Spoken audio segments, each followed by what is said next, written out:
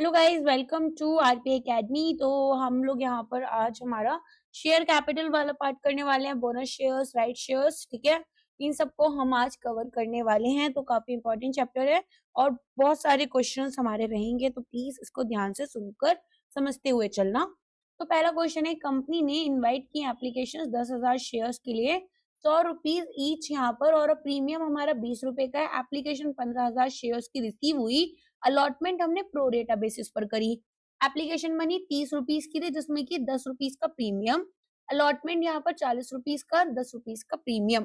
First और final call 50 रुपए की हमारी थी। अब मिस्टर एक्स जिन्होंने 200 शेयर्स यहाँ पर जिनको अलॉट किए गए, इन्होंने अलॉटमेंट मनी भी नहीं पे किया और शेयर्स को फोरफिट कर लिया गया। तो शेयर्स फोरफिट कैसे होते हैं? एक बार यहाँ पर हम वेट करते हैं, नहीं मनी आया, फिर कॉल करते हैं, कॉल करने पर भी पैसा नहीं आया, तो उसके बाद 14 डेज का नोटिस दिया जाता है। अगर उसमें भी फंड्स नहीं दिए जाते हैं तो शेयर्स को फोरफिट कर लिया जाता है।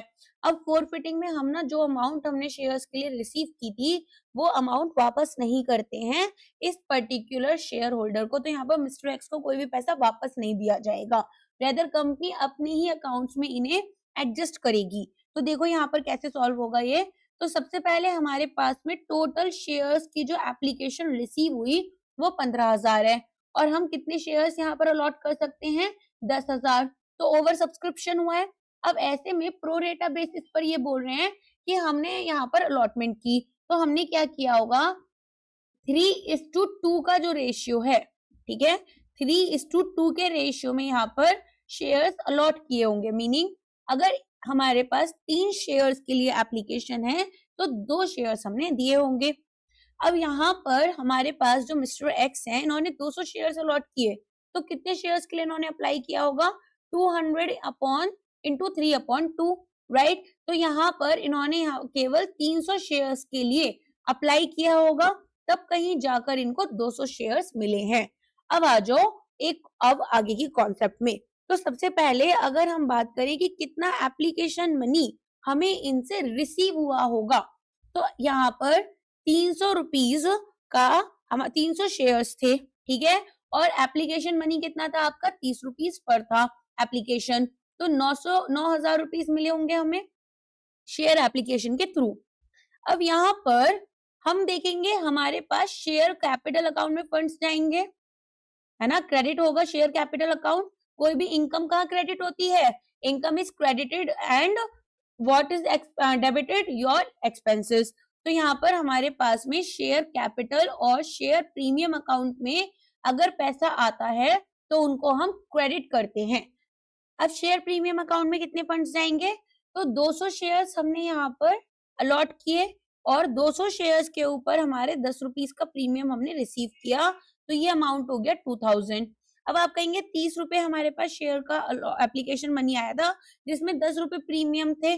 तो देखो हमारे पास में अलॉटेड शेयर्स जो होते हैं केवल उन्हीं पर प्रीमियम कलेक्ट करते हैं, ठीक है। ये हमारा कौन सा सेक्शन बोलता है कंपनीज एक्ट का? सेक्शन 52, कि अगर एक बार प्रीमियम रिसीव हो गया तो उसको हम फोरफिट नहीं करेंगे, ट्रांसफर नहीं करेंगे शेयर फोरफिचर अकाउंट में। और शेयर प्रीमियम अकाउंट में आपको याद रखना है अलॉटेड शेयर्स हमारे जाएंगे, ठीक है। अब हमें यहाँ पर अमाउंट कितना रिसीव हुआ है शेयर कैपिटल के लिए, वो देखो 9,000 रुपए थे, जिसमें से हमने 2,000 रुपए तो अपने शेयर प्रीमियम अकाउंट में रखे, रिमेनिंग अमाउंट हमारा 7,000 बचा।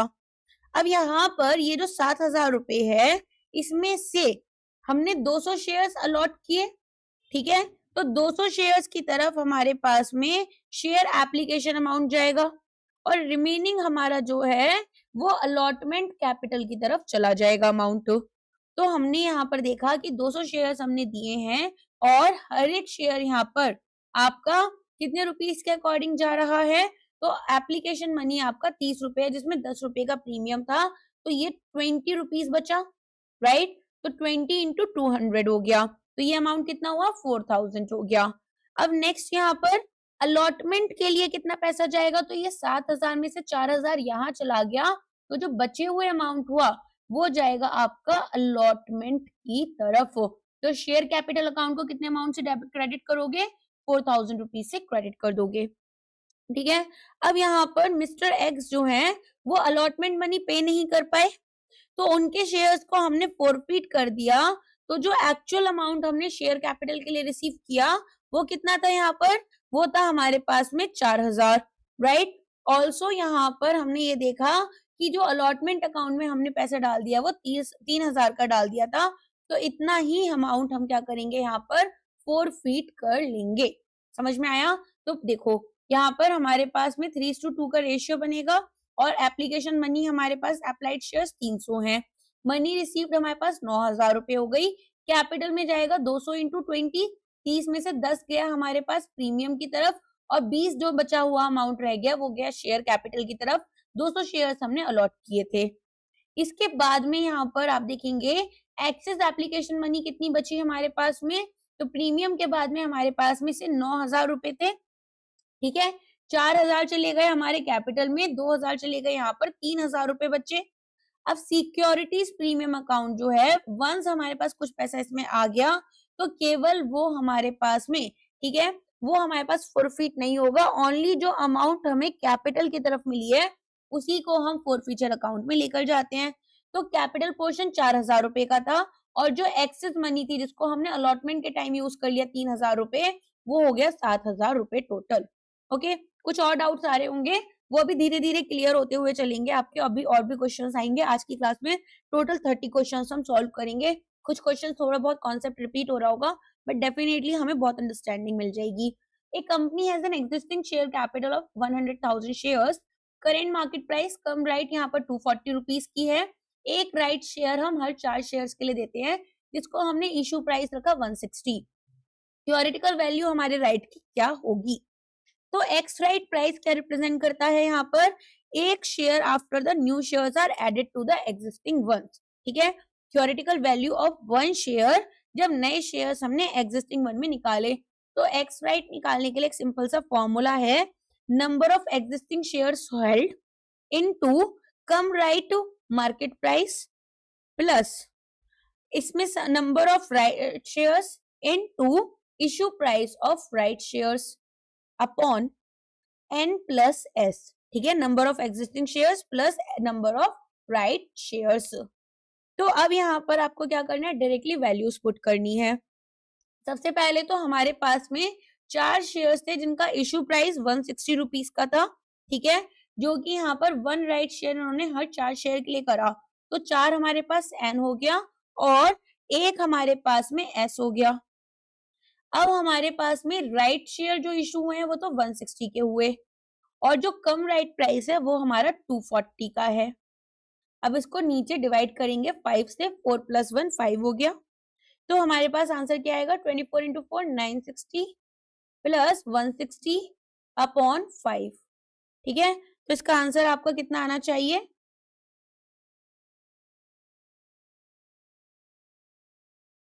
यहाँ पर ये आपका आंसर आ जाएगा, एक सेकेंड, 224 आ जाएगा, ठीक है। अब आगे देखो यहाँ पर, अब हमें क्या निकालना है, हमें थ्योरेटिकल वैल्यू ऑफ राइट निकालनी है। तो थ्योरेटिकल वैल्यू ऑफ राइट निकालने के लिए हमें सबसे पहले कम राइट प्राइस हमारा कितना है 240, एक्स राइट प्राइस हमारे पास कितना है 224, तो ये हमारे पास कितना आएगा आंसर 16 आ जाएगा। तो क्या हुआ हमारे पास मार्केट प्राइस, जिसमें कि हमने राइट का भी अपना राइट को भी यहाँ पर प्राइस ऐड कर रखा है, कम राइट है ये 240 रुपीज का हुआ। राइट इशू प्राइस जो था वो आपका यहाँ पर 160 था। एक्स राइट हमारे पास में पर शेयर कितने का रह गया, केवल 224 रुपए का, और जो वैल्यू है राइट पर शेयर की वो 16 रुपए पर शेयर हो गई। आ गया समझ में? इस तरीके से ये क्वेश्चन आपका सॉल्व होगा, यहाँ से भी आप देख सकते हैं। नेक्स्ट क्वेश्चन है, as per the companies act and SEBI regulations which of the following is strictly prohibited regarding the issue of bonus shares, utilizing securities premium account for capitalization, issuing bonus shares in lieu of a cash dividend, utilizing the capital redemption reserve for a fully paid bonus issue, issuing bonus shares if there is any default in payment of interest or principal on fixed deposits, so both B and D। तो बताओ इसका answer क्या होगा।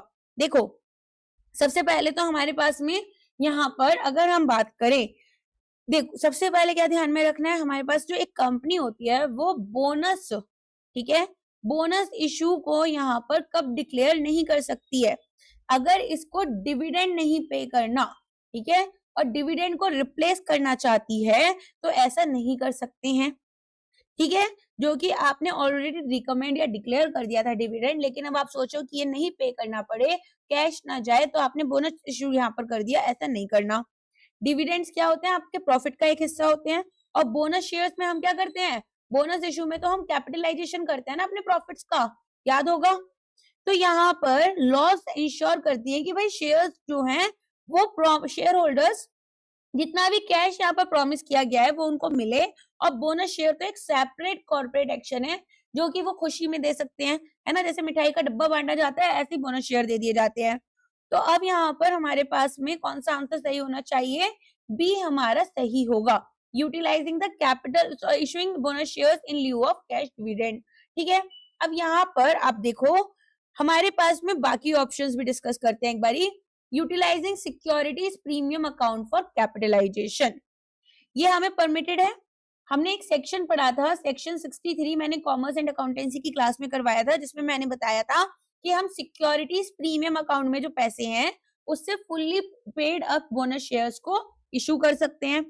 फिर ये बोल रहे थे utilising the capital redemption reserve और फुल्ली पेड अप शेयर्स, तो ये भी हमने बताया था कि ये हमारे पास अकेला, ठीक है, ऐसा रिजर्व है जिसको हम यूज कर सकते हैं हमारे बोनस शेयर्स के लिए। फिर ये बोल रहे हैं बोनस शेयर अगर हम इशू करें अगर पेमेंट ऑफ इंटरेस्ट या प्रिंसिपल फिक्स डिपॉजिट पर डिफॉल्ट हो गई, तो देखो ये भी एक ऐसा रिस्ट्रिक्शन है जो कि यहाँ पर हमारे ऊपर लगता है। लेकिन अगर मैं बात करूं, ये बात कर रहे हैं स्ट्रिक्टली प्रोहिबिटेड इन कंटेक्स्ट, है ना, यहाँ पर जो बात हो रही है वो हमारे पास में फंडामेंटल नेचर क्या है कि बोनस इशू क्या रिप्लेस नहीं कर सकता।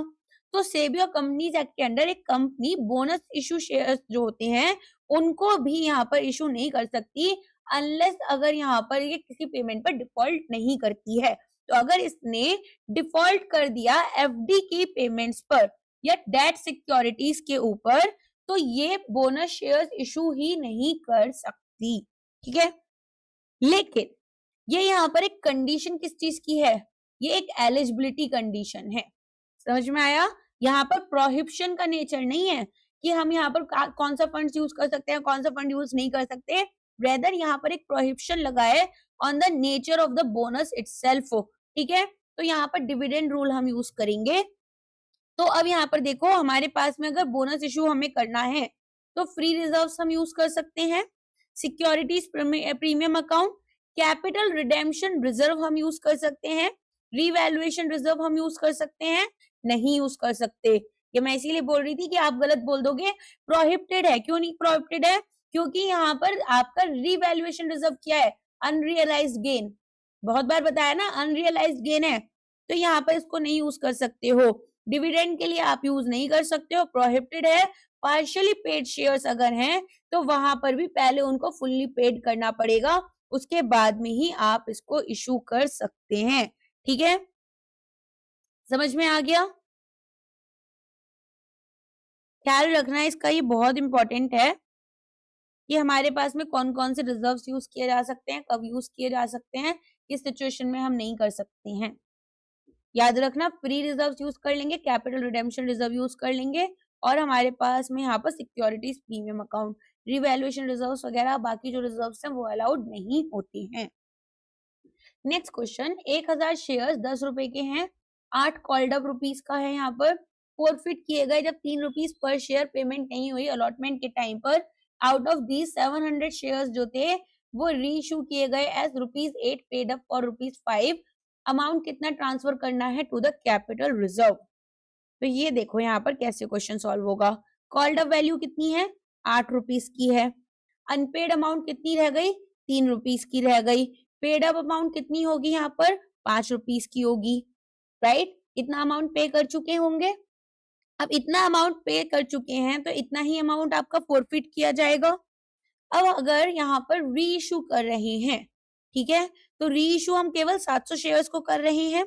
सबसे पहले तो री इशू हम कैसे कर रहे हैं, हमारे पास में ₹8 पेड अप फॉर ₹5 पर शेयर, मीनिंग हमारे पास में पेड अप वैल्यू री इशू जो हुई है वो 8 रुपीज की है, और री इशू का प्राइस क्या है, री इशू करा हमने 5 रुपए पर।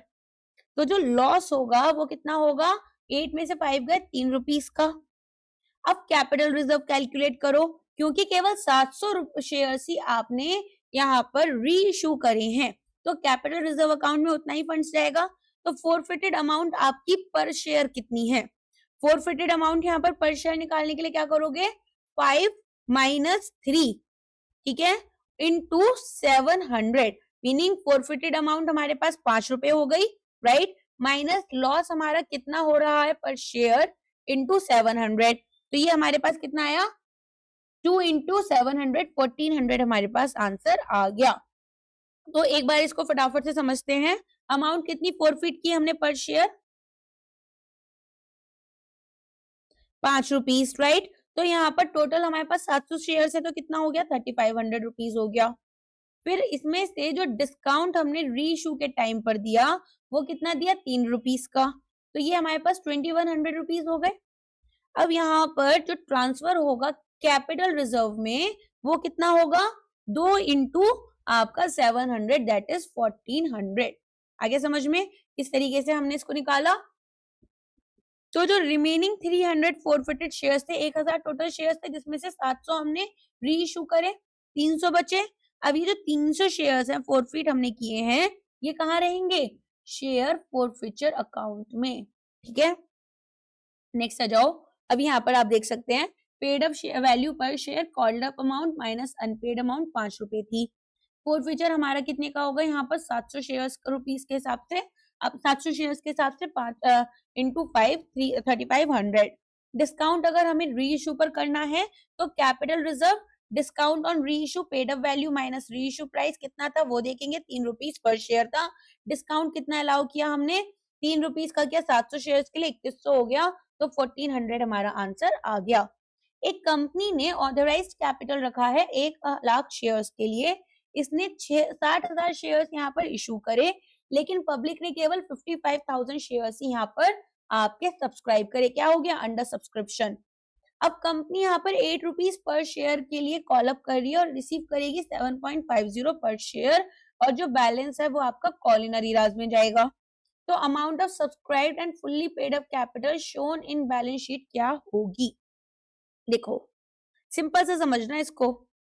अब हमारे पास में यहाँ पर शेड्यूल 3 ऑफ कंपनीज एक्ट 2013 क्या कहता है कि अमाउंट जो है subscribed and fully paid up capital की ऐसे सिनेरियो में 0 होनी चाहिए। क्यों, क्योंकि हमारे पास में अगर कोई शेयर सब्सक्राइब्ड और फुल्ली पेड अप है, इसका मतलब कंपनी ने पूरा का पूरा अमाउंट कॉल अप जो करना था, सारी कॉल्स कर ली है, 1 2 3 जितनी भी करनी होंगी, ठीक है। ऑल्सो यहाँ पर जो एंटायर नॉमिनल वैल्यू थी शेयर्स की वो रिसीव कर ली है, समझ में आ गया। तो पूरी की पूरी अमाउंट यहाँ पर कॉल अप से आ गई, और जो नॉमिनल वैल्यू थी, जो फेस वैल्यू थी, वो भी रिसीव कर ली। हमारे केस में नॉमिनल वैल्यू हमारे शेयर्स की, ठीक है, मान लो अगर हम मानकर चलते हैं कि हमारे पास 10 रुपीस की है, ठीक है, अज्यूम कर रहे हैं ऐसा हम, और कंपनी ने केवल 8 रुपीस कॉल अप किए और रिसीव इसने केवल 7.5 करे, तो क्योंकि पूरी की पूरी फेस वैल्यू भी अभी तक कॉल अप नहीं हुई है, ये शेयर्स हम क्लासिफाई नहीं करेंगे एज फुल्ली पेड अप। तो एक बार बैलेंस शीट में हम इसे कैसे दिखाएंगे वो देख लेते हैं। सबसे पहले तो हमारे पास 55,000 शेयर्स गए, ठीक है, कितने रुपीस के, 10 रुपए का हर एक शेयर था, जिसमें से 8 रुपीस कॉल्ड अप थे, तो हमारे पास 55,000 इंटू 8 हो जाएगा। यहाँ पर एक 0 हटानी होगी, एक सेकेंड,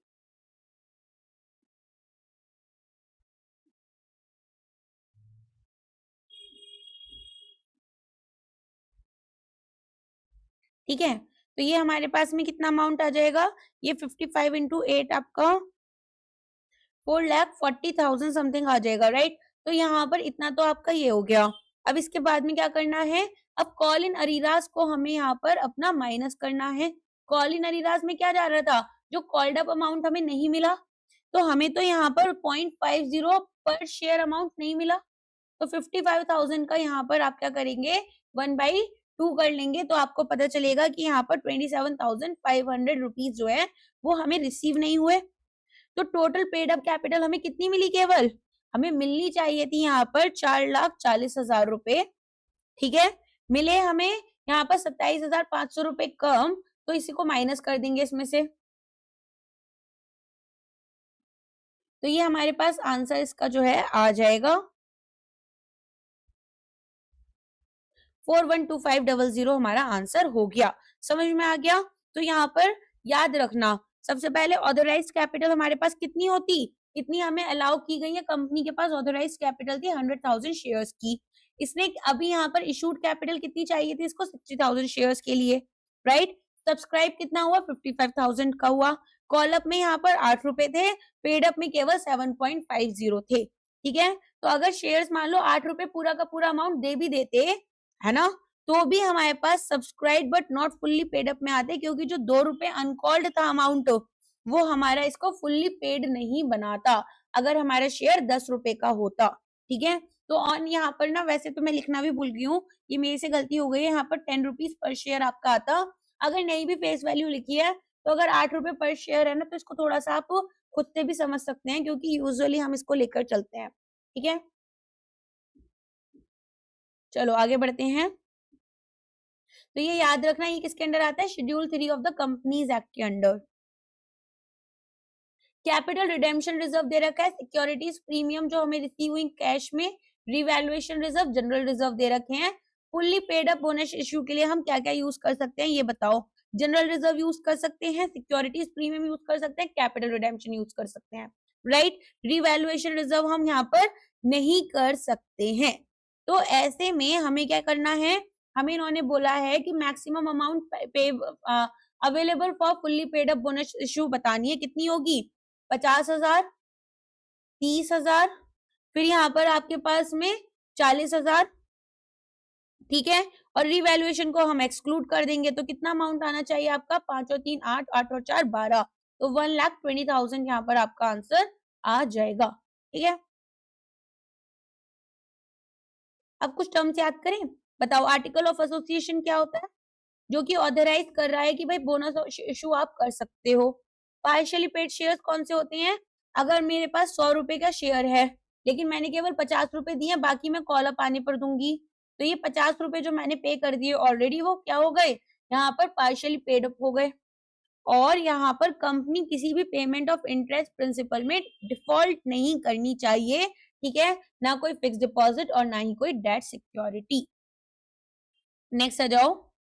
अगर एक शेयर होल्डर चूज करते हैं कि वो अपनी राइट्स को रिनाउंस कर रहे हैं to subscribe to the shares in favour of a third party, the value of right represents, तो यहाँ पर ये बोल रहे हैं कि अगर एक ऐसा, मान लो एक कंपनी है, ठीक है, कंपनी अनाउंस कर रही है राइट इशू। राइट इशू में क्या होगा, जो एग्जिस्टिंग शेयर होल्डर्स हैं उन्हें एक राइट दी जाएगी कि वो नए शेयर्स को खरीद लें, और वो जो प्राइस रखा जाता है वो भी लोअर रखा जाएगा करेंट मार्केट प्राइस से, ठीक है। क्योंकि जब हमारे पास पुराने शेयर्स होते हैं, वहां पर हमारे पास थोड़ा एक्स्ट्रा पेमेंट हमने किया होता है। अब राइट क्या है, एक इनहेरेंट फाइनेंशियल वैल्यू है। क्यों, क्योंकि ये होल्डर को अलाउ कर रही है कि वो एक वैल्यूएबल एसेट को एक डिस्काउंट पर खरीद सकते हैं, होल्ड कर सकते हैं। अगर शेयर होल्डर ये फील करते हैं कि भाई मुझे नहीं खरीदने ये शेयर सब, तो फिर वो क्या करेंगे, रिनाउंस कर देंगे, ठीक है। अपना ये जो राइट था, ये जो प्रिविलेज इनको कंपनी ने दिया हुआ था, इसको रिनाउंस करेंगे। और while I am saying renounce, I simply mean ये सेल करेंगे। तो ऐसे में ये किसको बेचेंगे, किसी और को बेच देंगे। तो यहाँ पर बायर एक थर्ड पार्टी बन जाएगी। अब जो थर्ड पार्टी है वो शेयर होल्डर को पेमेंट करती है फॉर द राइट, और पे करती है कंपनी को द इशू प्राइस। और शेयर होल्डर क्या करेंगे, वैल्यू ऑफ राइट को रिसीव करेंगे एज कॉम्पनसेशन, ताकि डाइल्यूशन हो एग्जिस्टिंग होल्डिंग का, ठीक है। समझ में आ गया किस तरीके से हम काम कर रहे हैं। तो वैल्यू राइट हमारे लिए क्या होती है, वैल्यू राइट हमारे पास में डिफरेंस होती है कम राइट का, ठीक है, मार्केट प्राइस जो हमारे इशू से पहले था, और एक्स राइट प्राइस का, यानी कि जो हमारा इशू प्राइस था, थ्योरेटिकल वैल्यू। तो यहाँ पर अब हमारे पास में क्या करना है, हमें आंसर ढूंढना है, और क्या करेंगे, तो यहाँ पर गेन करेंगे share holder makes by selling their entitlement in the market. समझ में आ गया। ये पहला बोल रहे हैं कि भाई total price the third party pays to the company, तो जो थर्ड पार्टी पे करेगी वो इशू प्राइस होगा कंपनी को, और यहाँ पर जो वैल्यू ऑफ राइट है वो तो शेयर होल्डर के पास चली जाएगी, कंपनी को तो केवल शेयर प्राइस का जो इशू प्राइस है शेयर का वही मिलेगा, क्योंकि रिनाउंस किसने की, शेयर होल्डर ने अपनी राइट की, तो उसको मिलेगा बचा हुआ पैसे। अब यहाँ पर तीसरा बोल रहे premium the company changes over the face value. तो यहाँ पर हमारे पास सिक्योरिटीज प्रीमियम, जहां पर एक कंपनी लेवल अकाउंटिंग एंट्री होती है, ना कि वैल्यू शेयर होल्डर के एंटाइटलमेंट की। Difference between the par value and the issue price. तो यहाँ पर हमारे पास में जो प्रीमियम पर शेयर है, ठीक है, ये आपका मार्केट प्राइस या डाइल्यूशन फैक्टर को साथ में लेकर नहीं चलता। इशू प्राइस और फेस वैल्यू, पार वैल्यू क्या होती है, फेस वैल्यू होती है, तो इशू हमने जितने में किया होगा वो हमारा क्या बन गया, प्रीमियम बन गया। फिर book value of the company after the issue, तो ये हमारे पास में एसेट माइनस लाइबिलिटीज बताती है, ना कि यहाँ पर मार्केट ट्रेडेबल वैल्यू। बाकी हम कर चुके हैं। वैल्यू ऑफ राइट कैसे निकालते हैं, अभी हमने थोड़ी देर पहले न्यूमेरिकल किया था। If shares are forfeited on which securities premium has already been received at the time of allotment, the securities premium account is। अब ये आप बता सकते हैं, फोरफिचर के बाद में जो हमारा शेयर प्रीमियम अकाउंट में पैसा होता है उसका हम क्या करते हैं, कुछ नहीं करते हैं, उसको वहीं पर रहने देते हैं, ना डेबिट करते हैं ना क्रेडिट करते हैं। तो ये कैसे में कहा गया था, सेक्शन 52 ऑफ कंपनीज एक्ट में बोला गया था कि अगर एक बार शेयर प्रीमियम अकाउंट में कुछ फंड्स आ जाते हैं तो इनको कैंसिल या रिवर्स नहीं करेंगे फोरफिचर के टाइम पर। तो अगर प्रीमियम रिसीव होता है तो हम यहाँ पर क्या करते हैं, ये अमाउंट जो है किसी भी शेयर फोरफिचर अकाउंट में नहीं भेजेंगे, और मान लो अगर प्रीमियम रिसीव नहीं हुआ तो हम डेबिट भी नहीं करेंगे सिक्योरिटीज प्रीमियम अकाउंट को, जब हमें शेयर फोरफिचर करना है। ठीक है,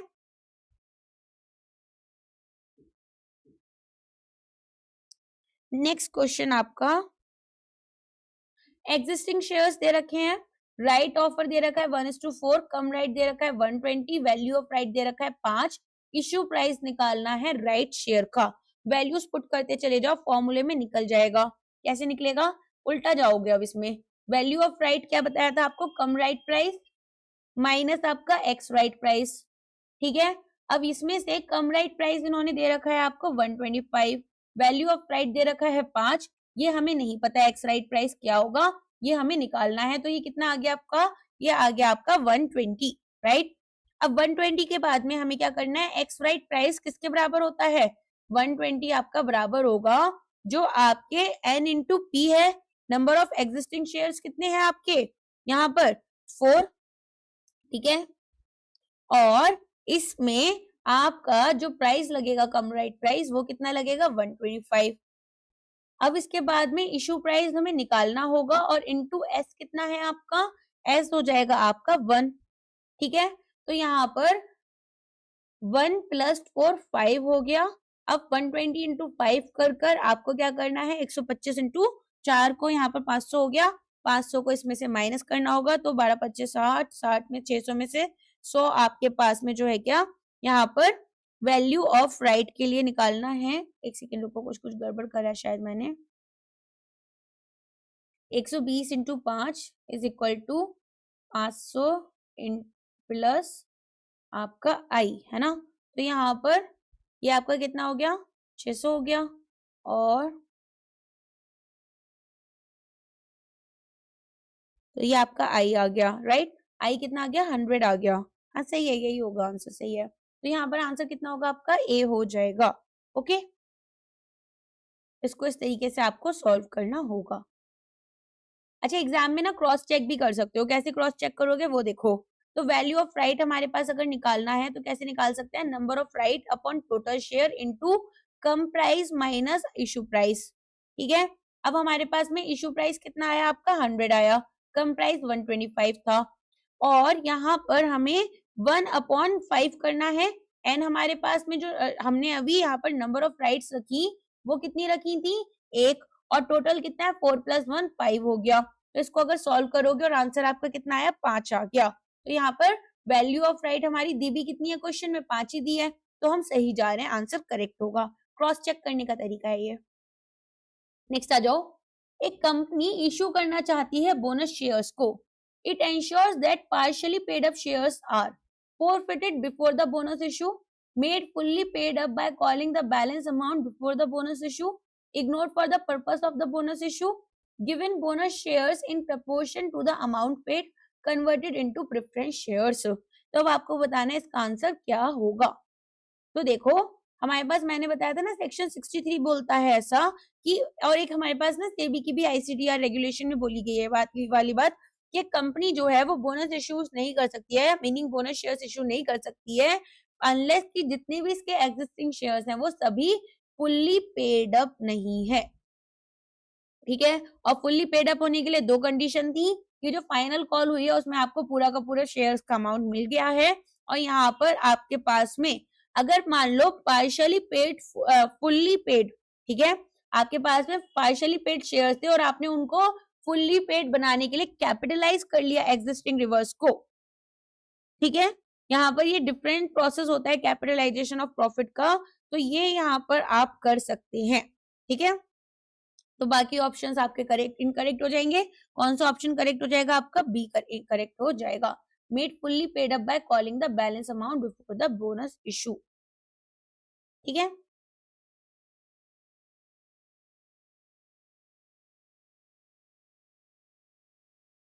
नेक्स्ट क्वेश्चन पर आते हैं।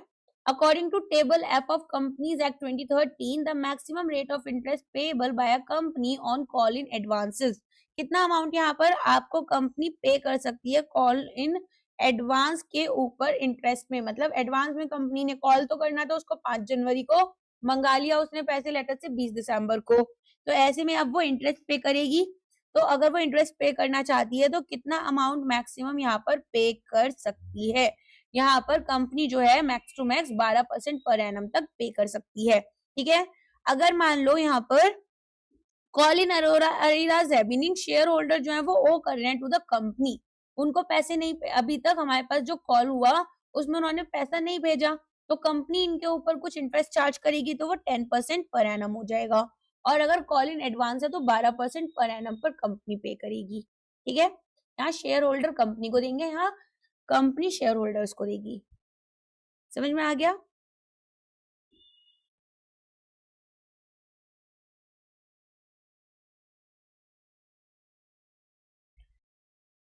200 shares of ₹10 each on which 4 rupees per share was received and forfeited.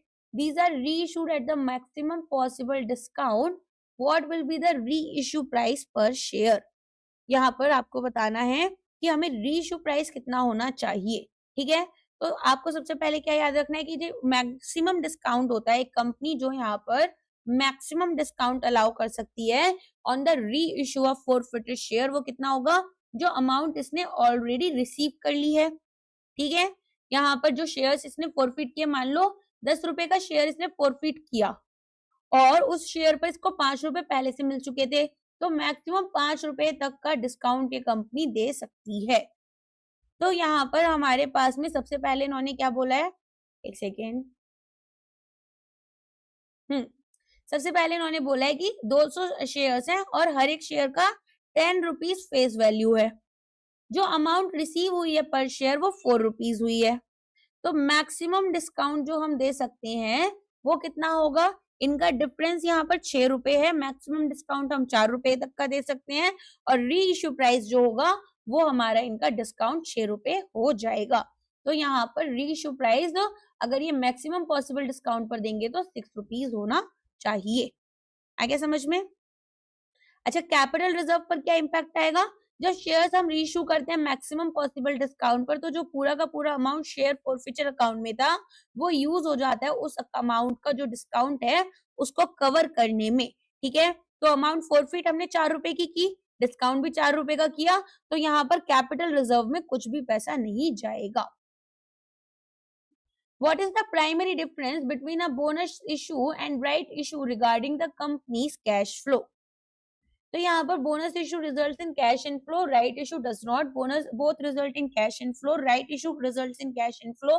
Bonus issue is non cash capitalisation of reserves neither results in cash inflow, right issue is mandatory, bonus issue is at the company's discretion. तो अब आपको answer देना है कि यहाँ पर क्या आपका होगा। सबसे पहले तो हमें ये पता करना है कि पेमेंट हमारे पास में जो नए शेयर्स की हो रही है वो आ कहाँ से रही है। तो अगर राइट इशू है, कैश इनफ्लो होगा, कंपनी ऑफर करेगी एग्जिस्टिंग शेयर होल्डर्स को कि आप नए शेयर्स खरीद लो, और यूजुअली ये डिस्काउंट पर रहते हैं। तो शेयर होल्डर यहाँ पर इशू प्राइस देंगे in cash to the company और ये कंपनी के लिक्विड एसेट्स को बढ़ा देगी, जिससे कि यहाँ पर कंपनी एक्सपेंशन कर सकती है, डेट पेमेंट कर सकती है, रिपेमेंट या फिर वर्किंग कैपिटल में यूज कर लेगी। बोनस इशू है अगर, तो कोई भी कैश तो कंपनी के पास आ नहीं रहा। प्रो रेटा डिस्ट्रीब्यूशन है कि भाई 25 शेयर अगर किसी के पास है तो उनको हमने 1 शेयर दे दिया, इस तरीके से प्रो रेटा बेसिस होता है। तो ऐसे में यहाँ पर जो डिस्ट्रीब्यूशन होता है फ्री शेयर्स का, एग्जिस्टिंग शेयर होल्डर्स के पास होगा।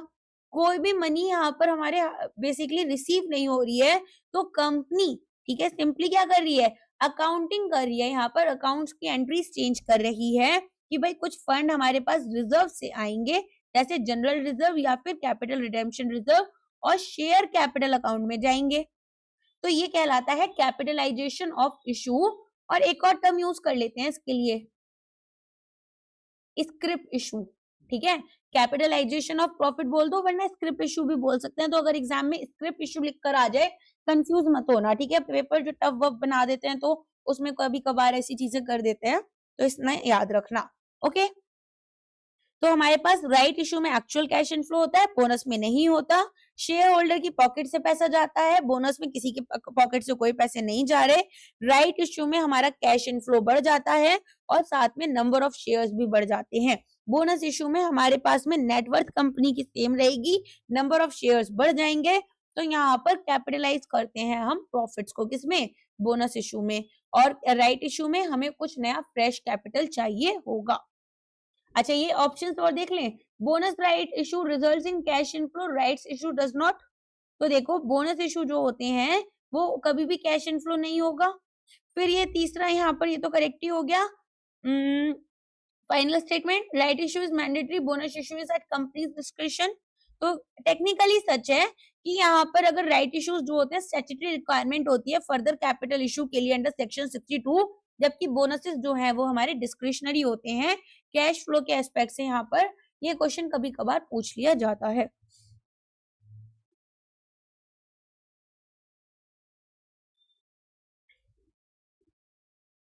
As per SEBI guidelines, the minimum subscription for a public issue of shares, जैसे आईपीओ आता है, आईपीओ में कितने % शेयर्स आपके सब्सक्राइब हो जाने चाहिए, अदरवाइज यहाँ पर पूरा आईपीओ कैंसिल हो जाएगा। बताओ, 90% होता है, मैंने बताया भी है लेक्चर में। ठीक है, तो यहाँ पर क्या करते हैं, बेसिकली इंश्योर कर रहे हैं कि कंपनी जो है वो केवल अपने प्रोजेक्ट के साथ में तभी प्रोसीड करे जब यहाँ पर चीजें सही हैं। एक सेफगार्ड इन्वेस्टर्स के लिए दिया जाता है कि भाई इन्होंने सिग्निफिकेंट पोर्शन कंपनी ने यहाँ पर रेस कर लिया है कैपिटल का, और अब ये इसको प्रोजेक्ट में यूज करेंगे।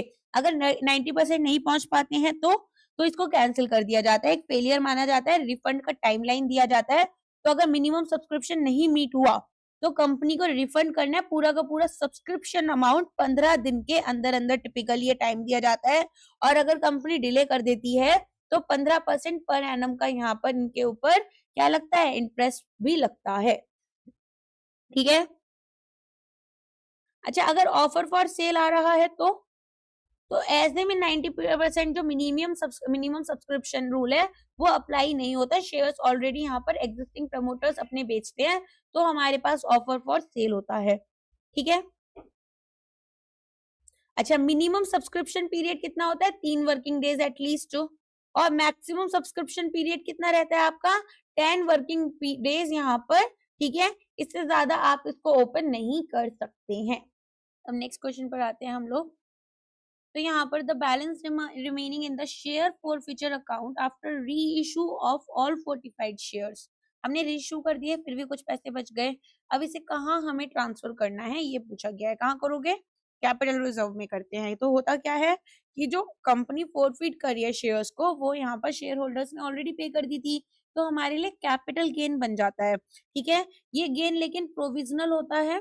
प्रोविजनल क्यों होता है, तब तक के लिए कि भाई कंपनी की ट्रेजरी में वो शेयर्स अभी भी रखे हुए हैं, इसीलिए। ठीक है, अब फॉरफीचर के टाइम पर तो हम इसे शेयर फॉरफीचर अकाउंट में रखेंगे। उसके बाद में री इशू जब कर रहे होते हैं तो अगर हमने इनको डिस्काउंट पर किया तो या फिर हमारे पास डिस्काउंट जो है वो कवर हुआ, तो हमारे पास में से क्या किया, इस अकाउंट में से फंड को हमने डेबिट कर लिया। अगर री इशू करने के बाद में भी कुछ पैसा बच जाते हैं, कुछ बैलेंस बच जाता है, तो वो जो बैलेंस होगा वो हमें क्या करना होगा, रियलाइज करना है हमारे कैपिटल प्रॉफिट की तरह। एंड बिकॉज ये हमारे पास ऑलरेडी एक रियलाइज्ड गेन है, तो हम इसको कहाँ रखेंगे, कैपिटल रिजर्व में रखेंगे। ऑल्सो ये हमारे जो रेगुलर ऑपरेशंस हैं उनका हिस्सा तो है नहीं, ठीक है, क्योंकि रेगुलर ऑपरेशंस का हिस्सा नहीं है, इसीलिए ये कैपिटल रिजर्व में जा रहा है, ना कि जनरल रिजर्व में। समझ में आया? जनरल रिजर्व में क्यों नहीं जा रहा का रीजन समझ में आ गया, क्योंकि यहाँ पर ट्रेडिंग का एक्टिविटीज का हमारा नॉर्मल ऑपरेशंस का हिस्सा नहीं है। समझ में आ गया? तो अगर यहाँ पर सभी शेयर्स हमारे रीइश्यू हो जाते हैं, इसका मतलब है कि फंड कहाँ जाएगा, कैपिटल रिजर्व में।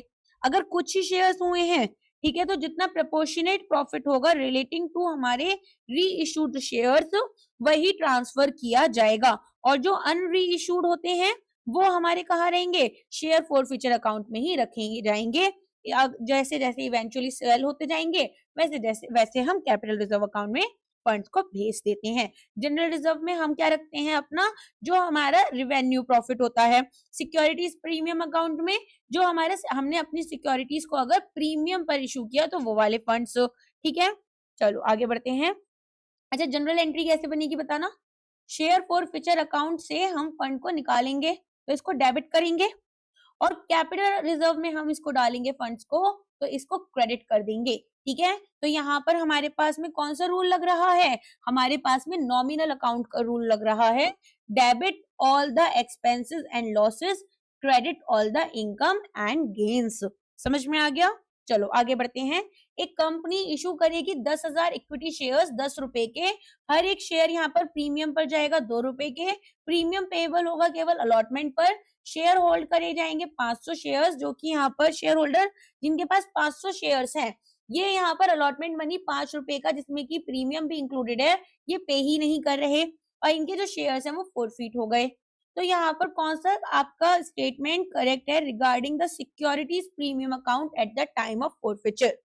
देखो हमारे पास में 10,000 शेयर्स थे, 10,000 शेयर्स में अब हमें ये समझ में आया कि जो अकाउंटिंग ट्रीटमेंट होगा सिक्योरिटीज प्रीमियम अकाउंट का फोरफीचर के टाइम पर, वो हमारा कैसा रहता है, ठीक है, डिपेंड करेगा कि कितने प्रीमियम हमने रिसीव करे।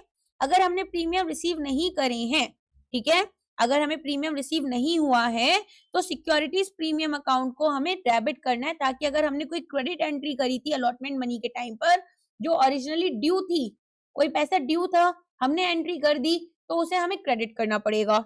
अगर प्रीमियम रिसीव हो गया तो कैसा रहेगा, अनटच्ड रहेगा। देखो मान लो कोई पैसे आए ही नहीं थे, लेकिन हमने ड्यू अमाउंट को भी क्रेडिट दिखा दिया था अपने किसमें, शेयर प्रीमियम अकाउंट में, तो हम उसको डेबिट करते हैं, उसको हमें कैंसिल करना होता है। अब ऐसे केस में यहाँ पर क्या हुआ, नंबर ऑफ शेयर्स जो फॉरफीट किए गए वो 500 थे, और प्रीमियम अमाउंट पर शेयर हमारी 2 रुपीस थी। अब शेयर होल्डर यहाँ पर अलॉटमेंट मनी जो 5 रुपए का था वो अभी तक पे नहीं कर पाए, जिसमें कि 2 रुपीस तो हमारे पर शेयर प्रीमियम ही है। तो 500 इंटू 2 हमारे पास कितना हो गया, 1,000 हो गया। तो इतना अमाउंट हमें डेबिट करना पड़ेगा। आ गया समझ में? तो यहाँ पर क्या होगा हमारे पास में, सबसे पहले तो जो शेयर कैपिटल अकाउंट है, शेयर कैपिटल अकाउंट है ना, इसमें हमें इसको क्या करना है, क्रेडिट करना होगा। और एक सेकेंड, इसे क्रेडिट नहीं, इसको डेबिट करेंगे। यहाँ पर कितने अमाउंट से करेंगे, जो 500 इंटू कॉल्ड अप वैल्यू था। और सिक्योरिटीज प्रीमियम अकाउंट को हम अगेन यहाँ पर डेबिट करेंगे, कितने अमाउंट से करेंगे, हमारे पास में अगेन 2 रुपीस के हिसाब से 500 थे, तो 1000 रुपीस को। फिर शेयर अलॉटमेंट अकाउंट जो होगा, शेयर अलॉटमेंट अकाउंट हम यहाँ पर क्रेडिट कर रहे हैं, ठीक है, अनपेड अमाउंट थी कितने रुपीस, 2,500 रुपीस। और शेयर फॉरफीचर अकाउंट जो है, जो अमाउंट ऑलरेडी पेड है उतना अमाउंट क्रेडिट हो जाएगा और बैलेंस रह जाएगा। तो डेबिट क्यों कर रहे हैं, क्योंकि जो प्रीमियम हमने प्रीवियसली रिकॉग्नाइज कर लिया था, ड्यू था प्रीमियम, रिकॉग्नाइज कर लिया, उसे कैंसिल करना पड़ेगा, क्योंकि एक्चुअली कभी कलेक्ट ही नहीं हुआ। अगर कलेक्ट हो जाता तो हम इसे छोड़ देते ऐसे ही। अगर प्रीमियम यहाँ पर एप्लीकेशन पर होता तो क्या होता, अगर प्रीमियम एप्लीकेशन के टाइम पर आता तो शेयर प्रीमियम अकाउंट को हम डेबिट नहीं करते। यहाँ एप्लीकेशन के टाइम पर फंड्स आए नहीं, अलॉटमेंट के टाइम पर ही प्रीमियम आता, तो इसीलिए हम उसको डेबिट कर रहे हैं, क्योंकि हमने उसे ऑलरेडी रिकॉग्नाइज कर लिया था। समझ में आ गया? तो सेक्शन 52 कहता है कि अगर सिक्योरिटीज प्रीमियम अकाउंट हमारा कॉल हुआ लेकिन रिसीव नहीं हुआ तो उसे हम रिवर्स कर देते हैं, डेबिट कर देते हैं at the time of forfeiture. 1200 shares थे, यहाँ पर डिफरेंस समझ में आ गया ना? एक बार समझा देती हूँ। अगर एप्लीकेशन के टाइम पर प्रीमियम अमाउंट आपके पास आता तो हम इस सिक्योरिटीज प्रीमियम अकाउंट को अनटच्ड छोड़ते, लेकिन ये अलॉटमेंट के टाइम पर था और क्योंकि पेमेंट तो आई नहीं तो हमने पहले ही अपनी अमाउंट क्रेडिट कर दी थी, इसीलिए उसे कैंसिल करने के लिए डेबिट करना पड़ेगा। समझ में आया? अगर मैंने 100 रुपीज कहीं पर रखे और वहां से मुझे कोई पैसे नहीं रखने तो उन 100 रुपीज को बाहर निकाल देंगे, तो कैंसिल हो गए वो, राइट? अब 1200 शेयर्स हैं, 10 रुपए ईच फोरफिट किए गए for the non payment of first call of ₹3 and final call of ₹2। Company ने री इशू किए 900 शेयर्स, यहाँ पर 8 rupees per share as fully paid up. Calculate the amount transfer to the capital reserve. अब बताओ यहाँ पर क्या आंसर होना चाहिए? सबसे पहले हमने क्या बोला? हमने बोला है कि भाई टोटल फेस वैल्यू जो होगी वो 10 रुपए की होगी। अनपेड अमाउंट हमारी जो है, पहले कॉल में 3 रुपए मांगे थे हमने, फाइनल कॉल में 2 रुपए मांगे थे, ठीक है? तो टोटल 5 रुपए ऐसे गए जो हमारे पे ही नहीं हुए। फिर यहाँ पर पेड अप अमाउंट जो हमारे पास थी वो कितनी होनी चाहिए? टोटल फेस वैल्यू 10 रुपीज की थी, फुल्ली कॉल्ड थी, फोरफिटेड की गई यहाँ पर फर्स्ट कॉल सेकंड कॉल, यहाँ पर हमारे पास 5 रुपए ही रिसीव हुए, 5 रुपए रिसीव नहीं हुए, तो पेड अप अमाउंट जो थी 5 रुपए की यहाँ पर, उसको हमने क्या किया? फोरफिट कर लिया। अब लॉस जब होगा हमारे पास में री इशू करने पर, री इशू किए हमने 900 शेयर्स और हर एक शेयर को यहाँ पर हमने किस अमाउंट पर रखा है? यहाँ पर री इशू प्राइस रखा 8 रुपीज का।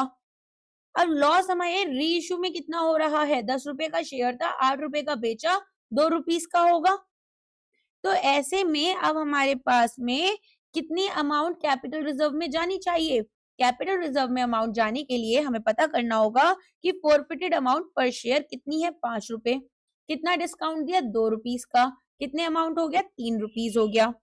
तो ये जो 3 रुपीज हैं इनटू हमारे पास टोटल शेयर्स कितने थे जो कि हमने री इशू किए 900, तो ये हमारे पास 2700 अमाउंट आ गया।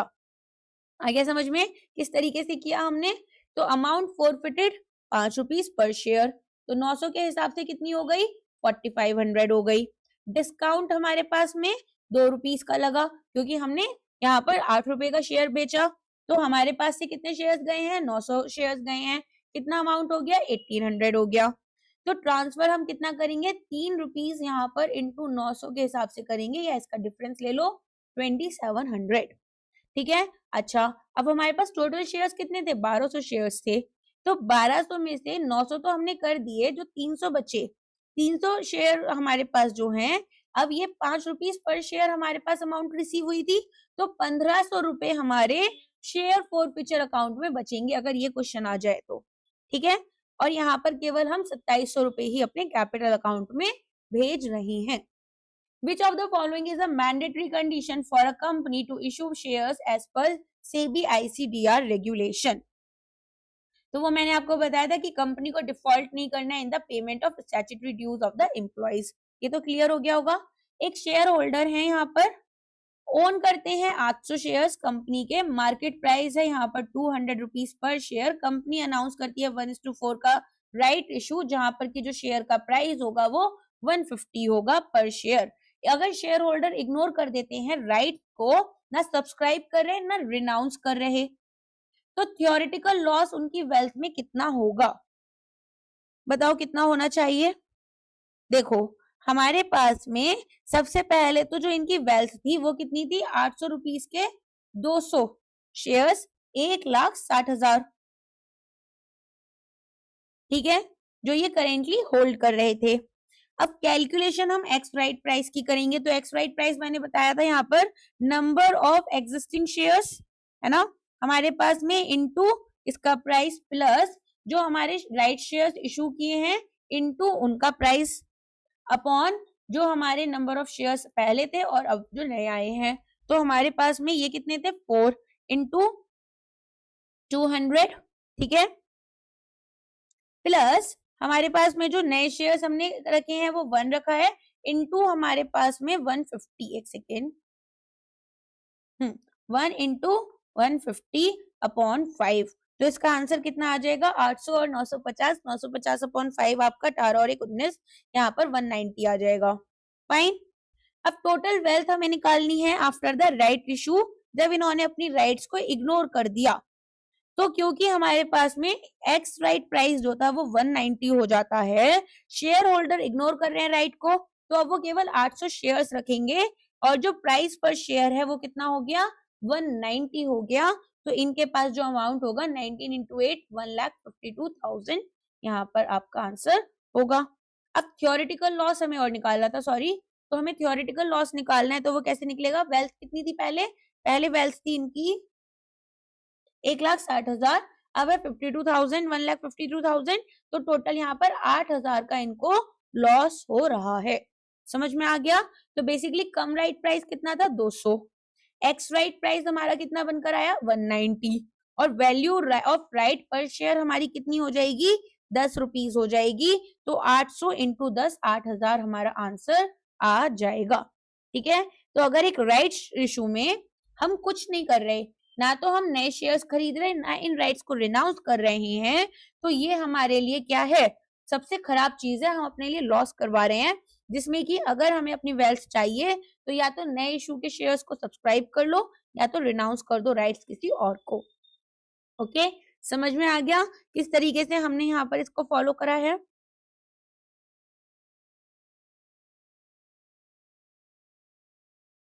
तो पहले जो 200 रुपए का एक शेयर था अब कितने का हो गया 190 का हो गया। तो यहाँ पर जो वैल्यू ऑफ राइट पर शेयर होगी वो 10 रुपए की होगी, क्योंकि ये कम राइट वाला था, ये एक्स राइट वाला है ना। तो वैल्यू ऑफ राइट 10 रुपीज आ गया ना डिफरेंस निकाल कर। चलो, when a company issues shares to the promoters for their services, the goodwill account or incorporation cost is debited and which account is credited? क्या हुआ यहाँ पर, एक कंपनी थी उसने शेयर्स इशू करे किसको, अपने प्रमोटर्स को। क्यों, कॉम्पनसेट करा उनके एफर्ट्स के लिए और सर्विसेज जो उन्होंने रेंडर की हैं जब ये कंपनी फॉर्मेशन हुई। एंड यहाँ पर एक्विजिशन हुआ इनका इंटेंजिबल बेनिफिट का, जैसे कि गुडविल या ऑफ स्टार्टिंग द बिजनेस या फिर as a business formation cost. तो जो कंपनी इशू कर रही है शेयर्स को, शेयर कैपिटल यहाँ पर इंक्रीज होगा और क्योंकि कोई भी कैश हमारा रिसीव नहीं हुआ है, कॉस्ट अभी भी रिकॉग्नाइज की जाएगी एज एन एसेट और एन एक्सपेंस। तो यहाँ पर जनरल एंट्री क्या बनेगी, इनकॉर्पोरेशन एक्सपेंस अकाउंट या फिर गुडविल अकाउंट जो होगा आपका वो क्या होगा डेबिट हो जाएगा। और जो इक्विटी शेयर अकाउंट है आपका वो यहाँ पर शेयर कैपिटल अकाउंट क्या होगा क्रेडिट हो जाएगा। ठीक है। तो यहाँ से गुडविल से हमने पैसों को निकालकर अमाउंट को इक्विटी शेयर कैपिटल में दे दिया। तो शेयर्स इशू किए गए हैं प्रमोटर्स को फॉर देयर सर्विसेज। आगे समझ में। तो यहाँ पर ये बोल रहे हैं पहला ऑप्शन प्रमोटर्स पर्सनल अकाउंट। तो ये कब यूज होगा, जब कंपनी रिकॉग्नाइज करती है एक लाइबिलिटी कि भाई मुझे ना पैसा देना है इनको कैश में पहले, और जो शेयर्स हैं वो इशू किए जाते हैं डायरेक्टली फॉर द सर्विसेज। ठीक है। तो ऐसे में हम कैपिटल अकाउंट को डायरेक्टली लेकर जाएंगे, ना कि पर्सनल अकाउंट को। कैश अकाउंट, यहाँ पर कोई कैश एंटर कर ही नहीं रहा, नॉन कैश इशू हुआ है शेयर्स का। सिक्योरिटीज प्रीमियम अकाउंट, अगेन यहाँ पर हमारे पास ये तभी क्रेडिट होता अगर शेयर्स इशू किए जाते अपनी फेस वैल्यू से ज्यादा। इक्विटी शेयर कैपिटल अकाउंट आपका करेक्ट आंसर होगा ही। और जनरल रिजर्व जो है ये हमारे पास क्यों होती है, कि ताकि जो प्रॉफिट्स हुए कंपनी के उनको हम अलग से साइड में रख पाए। ठीक है। तो ये हमारे पास में शेयर्स अगर हमने इशू किए तो वो हमें जनरल रिजर्व में कोई भी कैपिटल क्रिएट कर नहीं कर रही है, ये क्योंकि रेवेन्यू रिजर्व जो होते हैं वो जनरल रिजर्व में जाते हैं। ठीक है। अभी ना पहले क्या होता था, गुडविल अकाउंट बनता था यूजुअली, अब इनकॉर्पोरेशन एक्सपेंस या प्रिलिमिनरी एक्सपेंस भी लिख देते हैं। क्या लिख देते हैं, प्रिलिमिनरी एक्सपेंस। तो ये हमारे पास में टिपिकली रिजर्व किए जाते हैं इंस्टेड ऑफ गुडविल, क्योंकि गुडविल क्या है, वो हमने रिजर्व करी फॉर द एक्सेस पेमेंट जो हमने की थी जब एग्जिस्टिंग बिजनेस को अक्वायर करा। लेकिन अगर हम एकेडमिक कंटेक्स्ट में बात करें तो ओल्डर अकाउंटिंग स्टैंडर्ड्स फॉलो करने हैं तो गुडविल भी हम यहाँ पर लिख सकते हैं। तो प्रिलिमिनरी, इनकॉर्पोरेशन और गुडविल कुछ भी आपके सामने आएगा तो याद रखना इक्विटी शेयर कैपिटल अकाउंट में हम क्रेडिट करेंगे पैसे को। एक कंपनी हैज 10,000 इक्विटी शेयर्स, ये ऐसा क्वेश्चन मुझे लगता है ना एग्जाम में आने चाहिए। एक company has 10,000 equity shares of ₹10 each, 8 rupees पे अप किए, जनरल रिजर्व में 30,000 है। क्या ये यहाँ पर बोनस शेयर्स इशू कर सकती है to make this shares fully paid up? बताओ। हाँ, कर सकती है। जनरल रिजर्व को हम यूज कर कर जो अनकॉल्ड लाइबिलिटी है 2 रुपए की, उनको यूज कर सकते हैं। तो 10,000 का है, 10 इंटू 2 20,000 हो गए, 30,000 रुपए है इसमें। तो यहाँ पर बोनस इशू जो होती है इसमें एग्जिस्टिंग शेयर्स को फुल्ली पेड अप होना चाहिए पहले। कंपनी एक्ट ये भी अलाउ कर रहा है कि जो आपके प्रॉफिट्स हैं उनको आप कैपिटलाइज कर कर पार्शियली पेड अप शेयर्स को कन्वर्ट कर लो फुल्ली पेड अप में। तो बोनस इशू अगर हम नए शेयर्स कर रहे हैं तो एडिशनल फ्री शेयर्स हम एग्जिस्टिंग शेयर होल्डर्स को दे सकते हैं। ठीक है, बस शेयर्स हमारे 100% पेड अप होने चाहिए, और अगर पार्शियली पेड अप शेयर्स हैं तो उन्हें फुल्ली पेड अप बना सकते हैं। तो हम क्या करेंगे, जो अनकॉल्ड लाइबिलिटी है यहाँ पर हमारे शेयर की, उसके लिए रिजर्व को यूज कर लेंगे। तो यहाँ पर अगर हमारे पास 30,000 रुपए हैं एक रिजर्व में और हमें चाहिए 20,000, तो आराम से कर पाएंगे। अगर ये यहाँ पर मान लो 15,000 होते तो नहीं कर पाते। क्यों? क्योंकि फिर हमारे पास 5,000 रुपए की फिर भी कमी रह जाती। तो यहाँ पर आपको याद रखना है कि एक क्रिटिकल डिफरेंस होता है कि कौन से रिजर्व्स हम इस पर्पस के लिए यूज कर सकते हैं कि हमारे पास पार्शियली से फुल्ली पेड अप में जाना है। जनरल रिजर्व कर सकते हैं, प्रॉफिट एंड लॉस अकाउंट कर सकते हैं, securities premium, capital redemption reserve को नहीं कर सकते। ठीक है, याद रखना, अगर फुल्ली पेड अप बनाना है पार्शियली पेड अप से हमारे इक्विटी शेयर्स को, तो केवल और केवल हम यहाँ पर जनरल रिजर्व और प्रॉफिट एंड लॉस अकाउंट कर सकते हैं यूज। याद रहेगा। चलो आगे बढ़ते हैं। एप्लीकेशन हमारे पास 22 लाख शेयर्स की रिसीव हुई थी for an issue of 1 lakh shares. Application money थी 2 rupees per share. Mister Y को अलॉट किए गए 1,000 shares. How much excess application money of mister Y will be adjusted towards allotment? तो बताओ क्या आंसर इसका होना चाहिए। तो देखो हमारे पास में यहाँ पर प्रो रेटा रेशियो निकालना होगा पहले तो 2 लाख शेयर्स थे।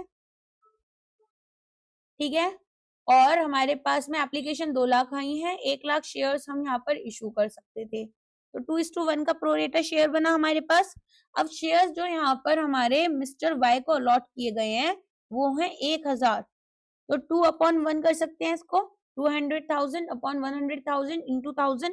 तो ये हमारे पास 2,000 शेयर्स ऐसे इन्होंने अप्लाई करे थे जिसमें से इनको 1,000 शेयर्स दिए गए। ये मैंने, अब आप कहेंगे मैम ये तो आप डायरेक्टली भी बता सकते थे। हाँ, अभी रेशियो आसान है, मैंने बता दिया 4:5 ऐसे कर रेशियो होता तो इसको कैलकुलेट करना पड़ता ना, इसलिए याद रहे।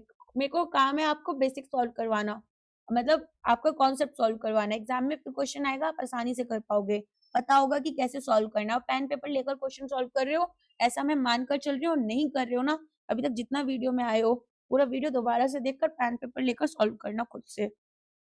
चलो आगे बढ़ो। तो यहाँ पर total money paid on application 2,000 shares थे हमारे अप्लाई किए, और हमारे पास में टोटल जो फंड आए होंगे वो 4,000 रुपए आए होंगे। ठीक है, अब यहाँ पर जो मनी एप्लीकेशन के लिए रिक्वायर्ड थी वो हमारे पास में कितनी थी, केवल 1,000 शेयर्स हम अलॉट कर रहे थे, तो 1,000 इंटू 2 थी, दैट इज 2,000। तो एक्सेस मनी हमारे पास कितनी आ गई, 2,000 रुपए हमारे पास एक्सेस में आ गया। ठीक है, अब आ जाओ एक्सेस एप्लीकेशन मनी। अब क्या करेंगे, अब यहाँ पर हमें ये जो 2,000 रुपए का, यहाँ क्वेश्चन में क्या पूछा था, हाउ मच, अच्छा यही पूछा था, तो आंसर आपका यही हो जाएगा। ठीक है, तो ये जो 2,000 रुपए ये क्या है, सरप्लस जो कि कंपनी होल्ड कर रखती है। यहाँ पर अनलेस कुछ स्टेट किया गया है कि भाई सरप्लस जो है वो टोटल अमाउंट ड्यू से ज्यादा है, एंटायर अमाउंट को हम शेयर एप्लीकेशन अकाउंट में भेज देंगे और फिर हमारे शेयर अलॉटमेंट अकाउंट में पैसा चला जाएगा। ठीक है, और यहाँ से जो मनी रिसीव हुई वो 4,000 एडजस्ट करा हमने इसको 1,000 शेयर के लिए, और बाकी हमारे पास में 2,000 रुपए एक्सेस में हो जाते हैं। तो एप्लीकेशन मनी से जो हमें एक्सेस मिला है वो 2,000 रुपीज होगा। ओके, क्लियर है।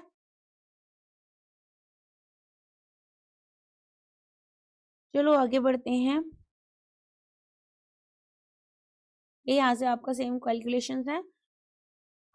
Which of the following is not a purpose for which securities premium can be used under section 52? इस वजह से यूज नहीं कर सकते हैं हम इसको। Issued fully paid bonus shares कर सकते थे। Writing off preliminary expenses, writing off the discount commission on issue of shares और debentures, purchase of its own equity own shares, buyback, payment of cash dividend to share holders. तो यहाँ पर हम ई के लिए इसको यूज नहीं कर सकते। कैसे?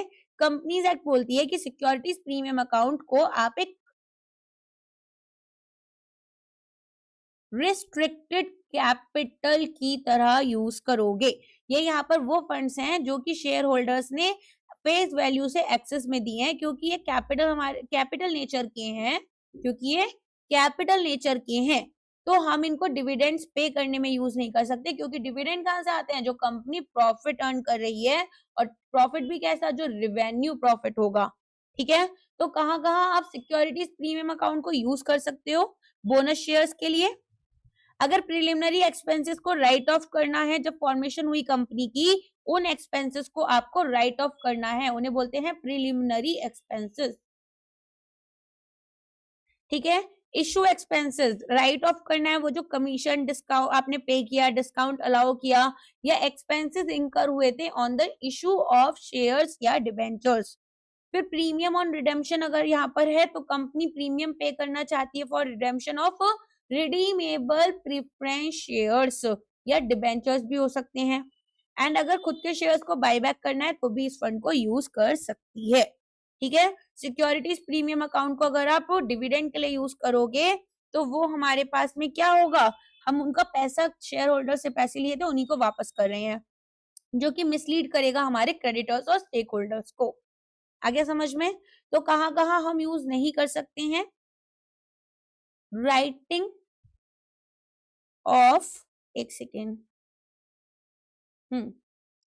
Writing off loss on sale of assets. ठीक है, या फिर आपके distribution as cash dividend, buyback में, बोनस शेयर्स में, और प्रिलिमिनरी एक्सपेंसेस को राइट ऑफ करने में यूज कर सकते हैं। Market price right ratio, issue price दे रखा है, minimum share holders has their right in the market, theoretical minimum price they should receive per right कितना होगा। तो यहाँ पर अब ये बेच रहे हैं अपनी राइट्स को मार्केट में, अभी तक इन्होंने बेची नहीं थी, अब की बार ये मान गई कि भाई बेच देते हैं। अब बताओ यहाँ पर 1:1 है, तो 1/500 प्लस 1/300 हो जाएगा, अपॉन 2 हो जाएगा, तो 500 और 300 800 400 हो गया, राइट। अब ये हो गया आपका एक्स राइट प्राइस। अब इसके बाद में क्या करेंगे, एक्स राइट प्राइस क्या है, थ्योरेटिकल मार्केट प्राइस शेयर का जब न्यू शेयर्स ऐड हो गए। इसके बाद में जो वैल्यू है राइट की वो निकालनी है। वैल्यू ऑफ राइट क्या है, cum right price minus ex right price, cum right price 500 थी, एक्स राइट प्राइस 400 आ गई, ये हो गया 100। अब वैल्यू ऑफ राइट हमारे पास 100 है, जो कि थ्योरेटिकल मिनिमम प्राइस है जो शेयर होल्डर रिसीव करते हैं मार्केट में जब वो रिनाउंस करते हैं अपनी राइट्स को। आ गया समझ में? At the time of forfeiture the share capital account is debited with, share capital account को तो आपने डेबिट किया जब आपने फोरफिचर किया, कहां पर जाएगा पैसा सारा का सारा, called up amount of shares में। ठीक है, तो यहाँ पर जब कंपनी फोरफिट करेगी शेयर्स को तो पहले रिवर्स करेगी, शेयर कैपिटल अकाउंट को पहले हमने क्रेडिट किया था जब फंड्स हमारे पास आए थे, अब शेयर कैपिटल अकाउंट को हमें डेबिट करना पड़ेगा। डेबिट करने के बाद में यहाँ पर ये पैसा कहाँ जाना चाहिए था हमारे पास में, तो हमें यहाँ पर अपना कॉल अप कैपिटल देखना था। ठीक है, कॉल अप कैपिटल में यहाँ पर जाएगा। फिर उसके बाद में अब कॉल अप में भी हमारे पास में अनपेड अमाउंट थी, तो हम इसको डायरेक्टली कॉल इन अरीराज में भी डाल सकते हैं कि भाई ये पैसा तो मिला नहीं, तो कॉल अप की जगह ये कॉल इन अरीराज में चला गया, इस अकाउंट को हमने क्रेडिट कर दिया। और फिर हमारे पास में से क्या होगा, इसके बाद में यहाँ पर शेयर फॉरफिचर अकाउंट में फंड्स जाते हैं जब पेड अप अमाउंट जो है वो हमें यहाँ पर शो करनी है कि कितना पैसे हमने ऑलरेडी रिसीव कर लिए। क्यों? क्योंकि कुछ पैसा ऐसा था जो हमें नहीं मिला। सो बेसिकली हमारे पास में यहाँ पर called up amount of shares होगा। जब कंपनी फोरफिट करेगी शेयर्स को तो वो रिवर्स करेगी कैपिटल जो इसने प्रीवियसली रिकॉर्ड किया था एज ड्यू और कॉल्ड। तो पहले आप शेयर कैपिटल अकाउंट को एग्जैक्ट अमाउंट से डेबिट करोगे जितना आपने रिसीव किया। ठीक है, up to the date of forfeiture, forfeiture date तक आपके पास जो फंड्स आए आपने उनको क्या किया, क्रेडिट करा था पहले, अब डेबिट कर दोगे। फिर इसके बाद में यहाँ पर आप देखोगे कि जो शेयर कैपिटल अकाउंट है वो डेबिट हो गया और जो कॉल्ड अप वैल्यू है, ठीक है, वो हमारे यहाँ पर क्या हो रही है, उसमें हमें देखना होगा कि भाई कितना अमाउंट हमने कॉल किया था। अब इसके बाद में कॉल इन अरीराज अकाउंट आता है, तो जितना अमाउंट अनपेड था उसको हमने क्रेडिट करा ताकि जो रिसीवेबल्स हमारे पास थे वो अब हमें पता है कभी कलेक्ट नहीं होंगे। फिर शेयर फॉरफीचर अकाउंट जो था वो पेड अप अमाउंट हो गया और ये यहाँ पर हमारे पास शेयर फॉरफीचर अकाउंट में गया। एक एग्जांपल से समझाती हूँ। फेस वैल्यू थी 10 रुपए की, कंपनी ने अभी तक 8 रुपए ले लिए थे, शेयर होल्डर ने लेकिन 8 रुपए कॉल अप किए थे, ठीक है। शेयर होल्डर ने केवल 5 रुपए पे किए और 3 रुपए अभी तक पे नहीं किए। अब फॉरफीचर हुआ, कंपनी ने कॉल की, इन्होंने पैसे नहीं भेजे, फिर 14 दिन का नोटिस दिया, फिर भी पैसे नहीं आए, अब फॉरफीचर होगा। तो शेयर कैपिटल अकाउंट जिसमें कि पहले 8 रुपए आपके हमने यहाँ पर कंपनी ने कॉल किए थे, ठीक है, तो जो कॉल्ड अप अमाउंट था उससे हमने शेयर कैपिटल अकाउंट को भी शो किया था, इसको हमने क्या किया, डेबिट कर दिया। फिर हमारा जो शेयर फॉरफीचर अकाउंट है, क्योंकि कंपनी को 5 रुपए मिल चुके हैं तो शेयर फॉरफीचर अकाउंट 5 रुपए से क्रेडिट हो गया और जो हमारे पास 3 रुपए कॉल इन अरिराज में क्रेडिट हो गए, ठीक है। इस तरीके से हमारे पास में यहाँ पर आंसर आएगा। तो इन्होंने पूछा था शेयर कैपिटल अकाउंट अगर डेबिट हो रहा है तो कौन से उसमें पैसे जाएंगे, तो वो आपके कॉल्ड अप अमाउंट में जाएंगे। कॉल इन अरिराज में कौन से जाएंगे, जो अनपेड हैं, जो अनपेड अमाउंट यहाँ पर होगी। तो share capital account always reflects the amount called up by the company forfeiture पर जब ये रिवर्स करेंगे एग्जैक्टली जितना हमने क्रेडिट कर दिया था। एक शेयर 10 रुपए का इशू किया, प्रीमियम 2 रुपए का रखा, फोर्टिफाइड किया for the non payment of final call of ₹3, allotment money जो थी वो पे कर दी गई थी, amount credited to the share forfeiture account will be. अब यहाँ पर गोल्डन रूल याद रखना है जो मैं इतनी बार बता चुकी हूँ कि जब प्रीमियम रिसीव हो गया तो फॉरफिट नहीं होगा, ठीक है, ना शेयर फॉरफीचर अकाउंट में जाएगा, तो यहाँ पर ये सिक्योरिटीज प्रीमियम अकाउंट में ही रहेगा। कौन सा सेक्शन, बहुत बार बता चुकी हूँ, सेक्शन 52। अब यहाँ पर ब्रेक डाउन करो शेयर प्राइस को। टोटल यहाँ पर 10 रुपए का शेयर था, 12 रुपए का आपका इसको इशू किया गया, तो 12 रुपीज का शेयर हो गया, जिसमें से 10 और 2 रुपए ये गए प्रीमियम अकाउंट में और ये गए शेयर कैपिटल अकाउंट में जाने थे। अनपेड अमाउंट फाइनल हमारे पास 3 रुपए की थी, मतलब 9 रुपीज जो है वो हमने रिसीव नहीं किए। तो सिक्योरिटीज प्रीमियम में हमें 2 रुपए मिल गए थे, इग्नोर कर दिया। शेयर कैपिटल में हमें यहाँ पर कितना अमाउंट शो करना है, हमें यहाँ पर कितने रुपए मिले हैं, अभी तक हमें यहाँ पर आपके जो टोटल अमाउंट रिसीव हुई 9 रुपए की हुई, 9 में से 2 रुपए सिक्योरिटीज प्रीमियम में गए तो शेयर कैपिटल में 7 रुपए आए। अब यहाँ पर अमाउंट फॉरफीचर के लिए कितनी रहेगी, 7 रुपए ही रहेंगे। समझ में आ गया क्या हुआ, टोटल वैल्यू कितनी थी, 12 रुपीज थी, अनपेड अमाउंट हमारे पास 3 रुपए की थी, टोटल अमाउंट जो हमने रिसीव की वो यहाँ पर 12 में से 3 गए, 9 रुपए रिसीव किए, 9 में से 2 रुपए हमारे प्रीमियम में चले गए, तो केवल यहाँ पर 7 रुपए बचे जो शेयर कैपिटल अकाउंट में दिखाने हैं और अमाउंट फॉरफीचर के लिए कितनी हो गई, वही 7 रुपए हो गए। ठीक है, क्लियर है। चलो आगे बढ़ते हैं।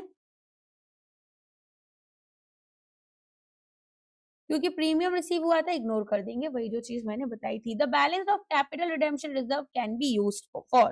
कैपिटल रिडेम्पशन रिजर्व क्या होता है, एक highly restricted non free reserve होता है, ये फ्री रिजर्व नहीं है कि कहीं भी यूज कर लोगे, ठीक है, जनरल रिजर्व फ्री रिजर्व की तरह यूज हो जाता है। तो ये यहाँ पर कब हम क्रिएट करते हैं, जब कंपनी रिडीम करेगी अपने प्रेफरेंस शेयर्स को या बाई बैक करेगी खुद के शेयर्स को, तो यहाँ पर हमारे पास में जो फ्री प्रॉफिट्स हैं उससे करेगी। लीगल पर्पस है कि हमें जो क्रेडिटर्स हैं हमारे उनको प्रोटेक्ट करना है, तो हम इंश्योर करते हैं कि जो कैपिटल बेस है कंपनी का वो इंटैक्ट रहे। अब यहाँ पर हमारे पास में एक तो सेक्शन 63 लगता है कंपनीज एक्ट का और एक सेक्शन 55 और होता है, ये दोनों मिलकर बोलते हैं कि जो बैलेंस है सीआरआर अकाउंट में वो केवल स्पेसिफिक पर्पस हमारा कौन सा है, मैंने आपको बताया था सीआरआर केवल एक ही चीज से यूज हो सकता है, fully paid up bonus shares के लिए, ठीक है। तो डिविडेंड्स के लिए यहाँ पर हम इसको यूज नहीं कर सकते, ये फ्री रिजर्व से होने चाहिए या करेंट प्रॉफिट से। Writing off preliminary expenses again securities premium account से यूज हो सकते हैं।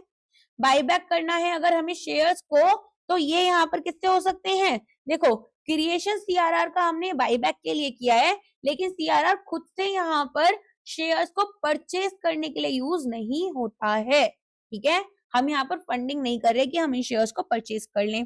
और payment of interest on debenture, interest एक रेवेन्यू एक्सपेंस हो गया, तो ये प्रॉफिट एंड लॉस अकाउंट की तरफ जाएगा।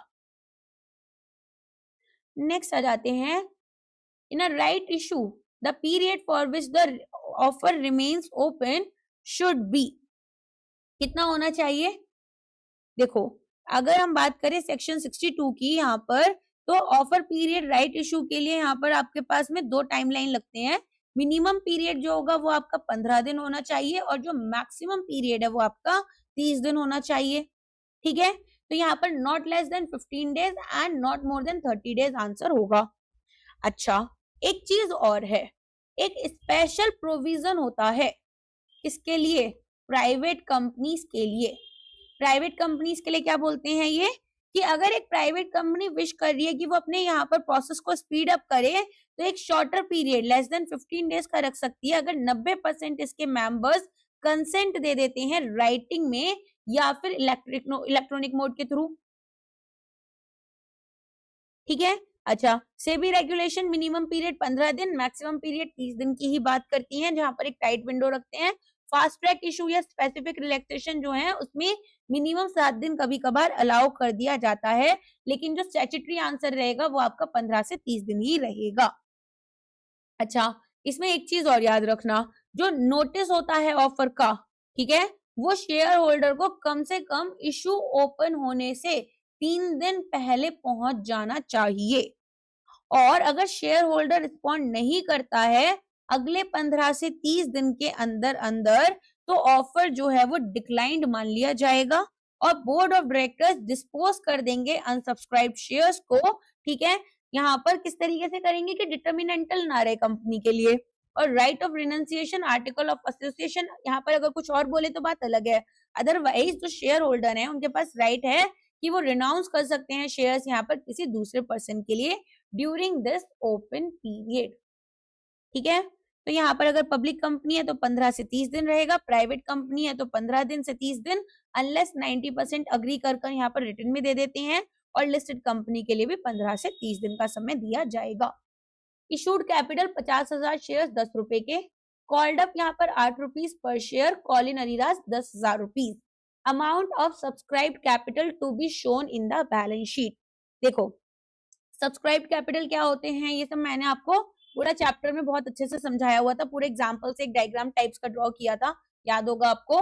तो सब्सक्राइब कैपिटल क्या था, एक हमें आर्टिकल ऑफ एसोसिएशन यहाँ पर होता है, ऑथराइज किया जाता है, उसमें से हमने कुछ शेयर्स इशू किए होते हैं, फिर पब्लिक कुछ शेयर्स को सब्सक्राइब करती है, तो ये सब्सक्राइब कैपिटल होगा।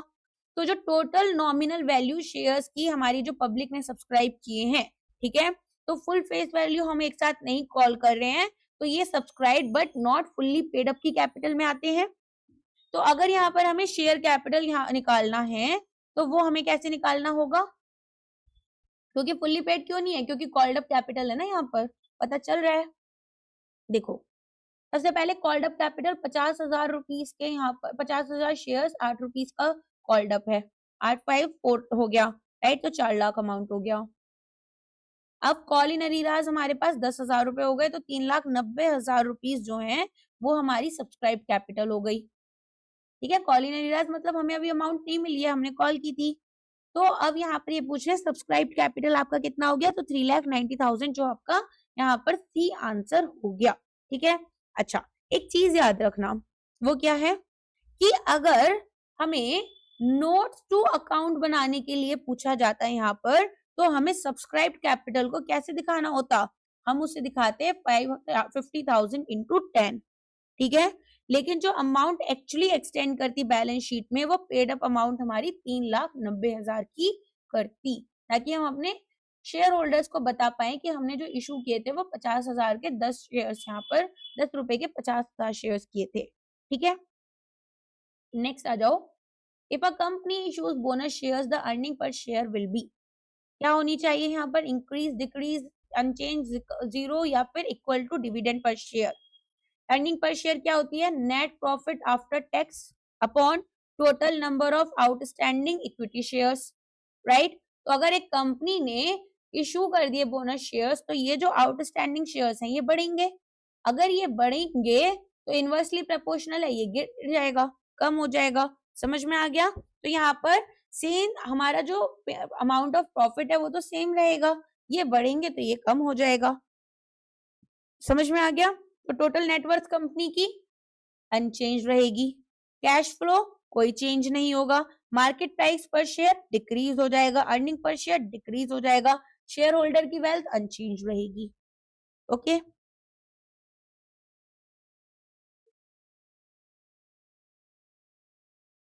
रिजर्व्स एंड सरप्लस पर क्या इम्पैक्ट आएगा, वो भी डिक्रीज हो जाएंगे आपके। ठीक है, चलो आज के लिए बस इतना ही है। अब हमारे ये कंप्लीट हो चुके हैं चैप्टर, और आई होप लेक्चर आपको पसंद आया होगा। वीडियो को लाइक करना, शेयर करना, कमेंट्स करना मत भूलना, और कोई भी डाउट होता है तो वो ऑफ कोर्स कमेंट में आप लोग पूछ ही लेते हैं।